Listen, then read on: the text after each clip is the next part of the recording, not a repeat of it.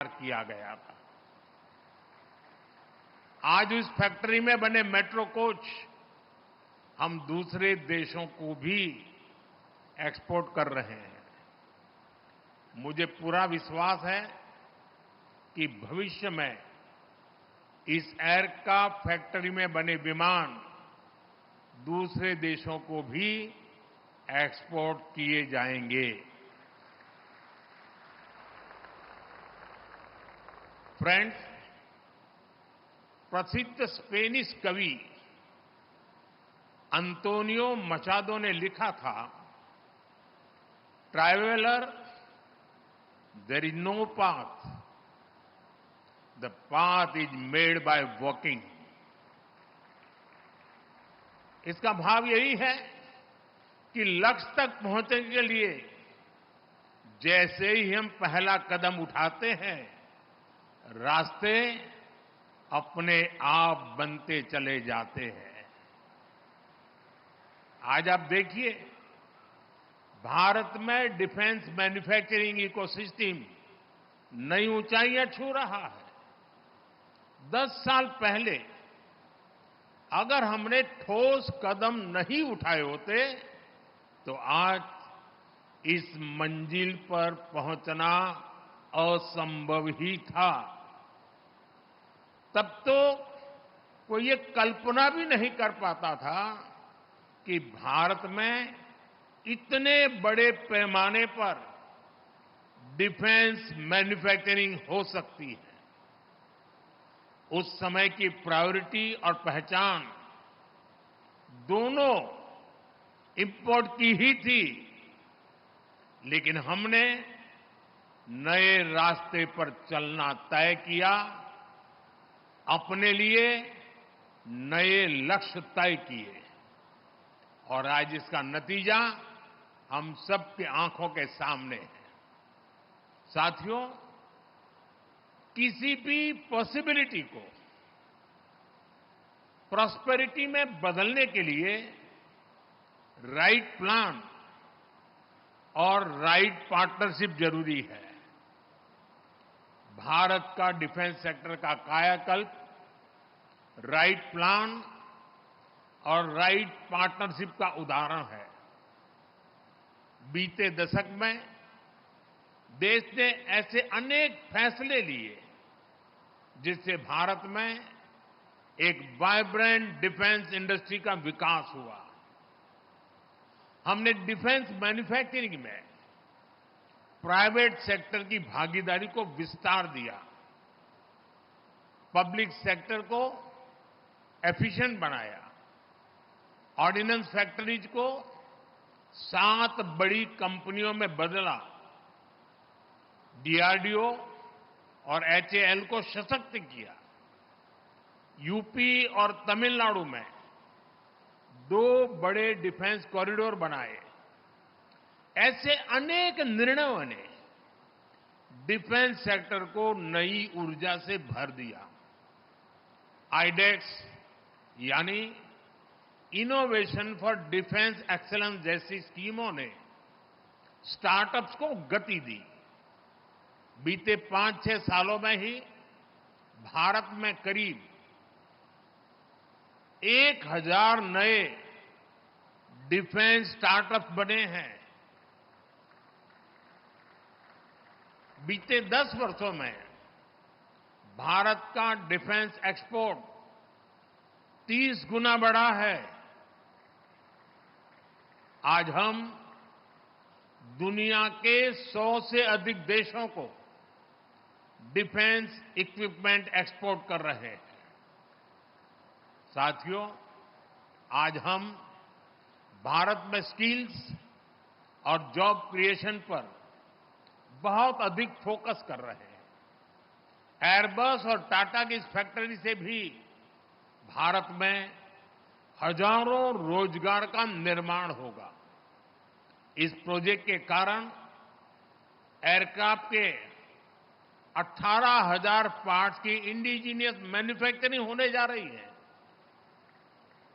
देश के किसी हिस्से से एक पार्ट मैन्युफैक्चर होगा तो देश के किसी दूसरे हिस्से में दूसरा पार्ट मैन्युफैक्चर होगा। और ये पार्ट बनाएगा कौन? हमारे माइक्रो और स्मॉल इंडस्ट्रीज ये काम करने वाले हैं। हमारे एमएसएमईज इस काम का नेतृत्व करेंगे। हम आज भी दुनिया की बड़ी एयरक्राफ्ट कंपनियों के लिए पार्ट्स के बड़े सप्लायर में से एक है।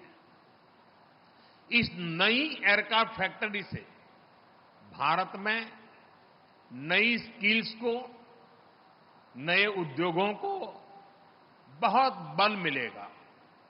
साथियों, आज के इस कार्यक्रम को मैं ट्रांसपोर्ट एयरक्राफ्ट की मैन्युफैक्चरिंग से आगे बढ़कर के देख रहा हूं। आप सभी ने पिछले एक दशक में भारत के एविएशन सेक्टर की अनप्रेसिडेंटेड ग्रोथ और ट्रांसफॉर्मेशन को देखा है। हम देश के सैकड़ों छोटे शहरों तक एयर कनेक्टिविटी पहुंचा रहे हैं। हम पहले से ही भारत को एविएशन और एमआरओ डोमेन का हब बनाने के लिए काम कर रहे हैं।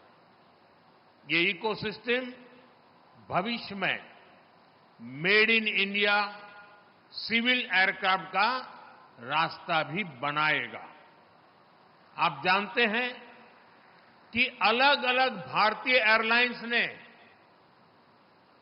1200 नए एयरक्राफ्ट खरीदने का ऑर्डर किया है दुनिया को।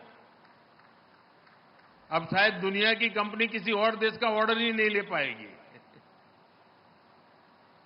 यानी भविष्य में भारत और दुनिया की जरूरतों को पूरा करने के लिए सिविल एयरक्राफ्ट की डिजाइन से लेकर मैन्युफैक्चरिंग तक इस फैक्ट्री की बड़ी भूमिका होने वाली है।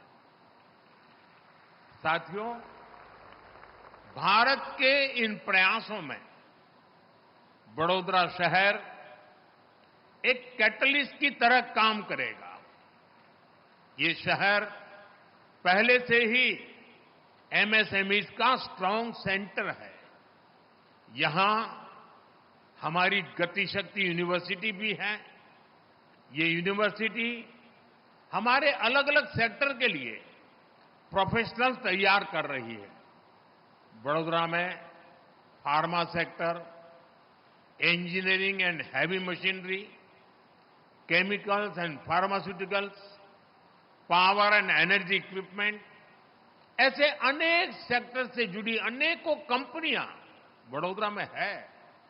अब ये पूरा क्षेत्र भारत में एविएशन मैन्युफैक्चरिंग का भी बड़ा हब बनने जा रहा है।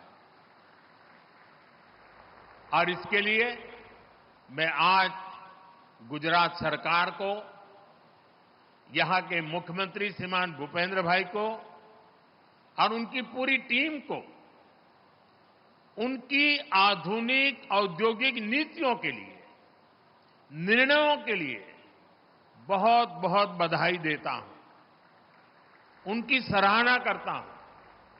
साथियों, वडोदरा में एक और खास बात है। ये भारत का एक महत्वपूर्ण कल्चरल सिटी भी है। ये हमारी सांस्कृतिक नगरी है।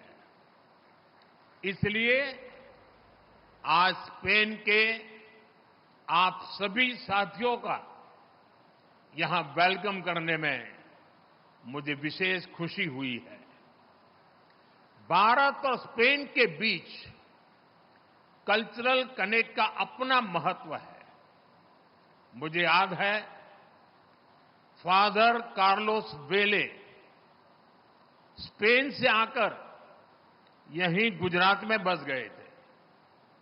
उन्होंने अपने जीवन के 50 वर्ष यहीं बिताए। अपने विचारों और लेखन से हमारी संस्कृति को समृद्ध किया। मुझे उनको कई बार मिलने का सौभाग्य भी मिला।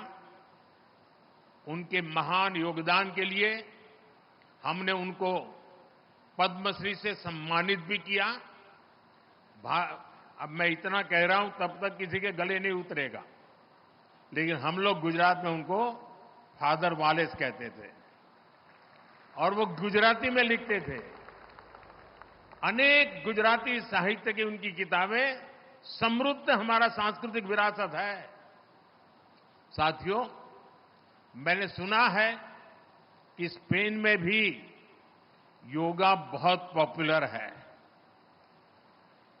स्पेन के फुटबॉल को भी भारत में बहुत पसंद किया जाता है। अभी कल जो रियल मैड्रिड और बार्सिलोना के बीच मैच हुआ, उसकी चर्चा भारत में भी हुई। बार्सिलोना की शानदार जीत यहां भी डिस्कशन का विषय रही और मैं आपको गारंटी के साथ कह सकता हूं कि दोनों क्लब्स के फैंस में भारत में उतनी ही नोकझोंक भी हुई जितनी स्पेन में होती है। साथियों, फूड, फिल्म्स और फुटबॉल सभी में हमारे रिश्ते strong people to people connect से जुड़े हैं। मुझे खुशी है कि भारत और स्पेन ने साल 2026 को India Spain year of culture, tourism and AI के रूप में मनाने का निश्चय किया है। साथियों, भारत और स्पेन की पार्टनरशिप एक ऐसे प्रिज्म की तरह है जो बहुआयामी है, वाइब्रेंट है और एवर इवॉल्विंग है। मुझे विश्वास है कि आज का ये इवेंट भारत और स्पेन के बीच ज्वाइंट कोलैबोरेशन वाले अनेक नए प्रोजेक्ट्स को प्रेरित करेगा।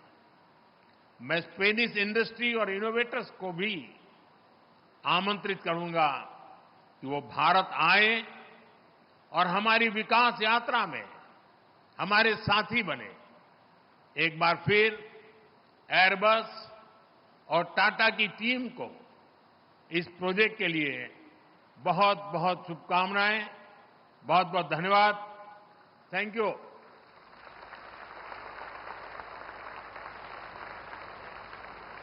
माननीय प्रधानमंत्री जी, C295 विमान के लिए टाटा एयरक्राफ्ट कॉम्प्लेक्स के सफल लॉन्च के इस ऐतिहासिक अवसर पर आपकी प्रेरक उपस्थिति, आपके नेतृत्व और विचारों के लिए हम सभी आपका हृदयपूर्वक धन्यवाद करते हैं।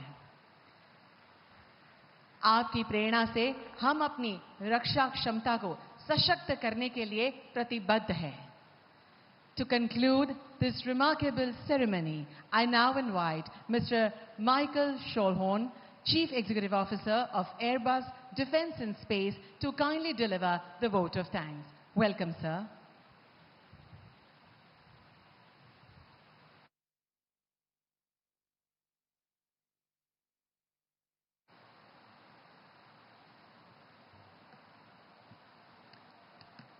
Honorable Prime Minister Narendra Modi ji, Honorable President of the Spanish Government, Pedro Sanchez, Honorable Governor of Gujarat, Chief Minister of Gujarat, Ministers of the Government of India, dear Chairman and friend Chandra, senior officials of the Government of India and Spain, dignitaries, ladies and gentlemen. Good morning, namaste, y buenos días.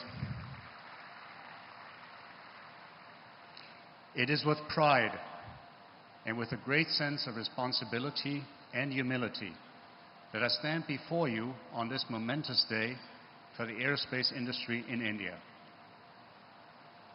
The C295 India program is not only